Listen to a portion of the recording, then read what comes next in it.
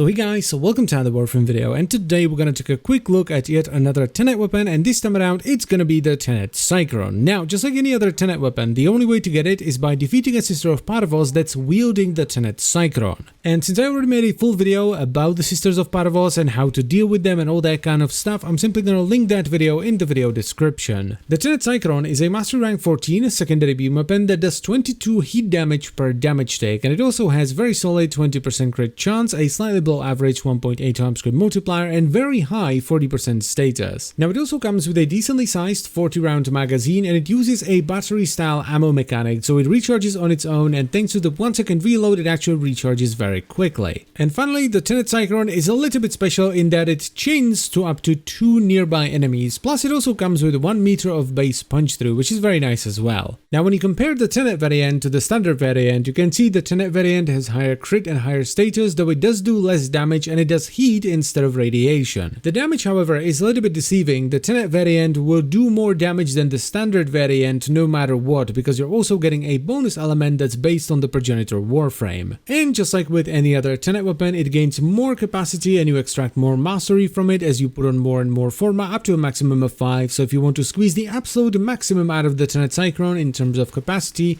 mastery, and also unlock the ability to install a lens, you're gonna have to put on 5 Forma. That, however, is a bit excessive because you can easily run a full build with just 3 Forma, and for the build that I'm running, what you'll need to do is change the 2 dashes the weapon comes with into V's and then add a third V on top of them. So we're gonna run Hornet Strike for damage, Barrel Diffusion for multi-shot, Lethal Torrent for fire rate and multi-shot, Primed Pistol Gambit for crit chance, Prime Target Cracker for crit damage, Ruinous Extension so you get a longer primary beam, and we're gonna top it all off with Scorch for heat and status and Pistol Pestilence with Frostbite for viral and status. Though do bear in mind that my Cycron has bonus heat, so it's just heat and viral for me. And I think this is a really good combination because it's just so specific. You will instantly max out the viral and then you get a ludicrous amount of heat procs versus these level 150 heavy gunners, for example. You can expect somewhere between 50 and 60 heat procs, which is a lot of damage. Like seriously, for a weapon that has 22 base damage with below average crit multiplier and not amazing crit chance, this weapon can pump out some insane DPS. And it works really well versus basically everything. There aren't that many enemies that would resist viral and heat. So it ends up tearing through pretty much everything very quickly.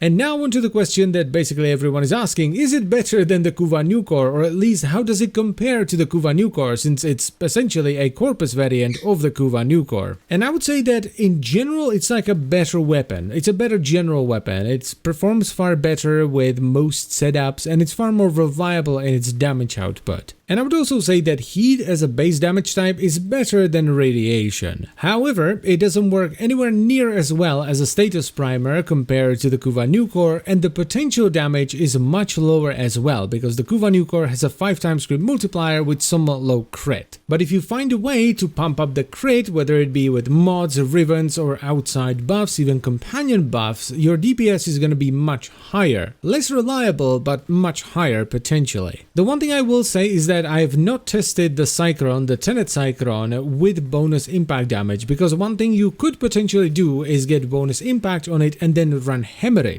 That way you would have viral and heat and then slash from hemorrhage. So if any of you that are watching this video got the Tenet Cycron with bonus impact damage and you've tried it with hemorrhage, please let us all know in the comment section down below whether it works well or not. But as far as my recommendation goes, I would say go for it. It's a really solid weapon that has good DPS and good coverage as well. It's, as I said already, basically just a more reliable version of the Kuva Nucor that overall is gonna give you better performance. And that is pretty much all I wanted to say, so I thank you very much for watching. As always guys, I hope you've enjoyed the video and found it helpful, and I will see you next time. Bye bye.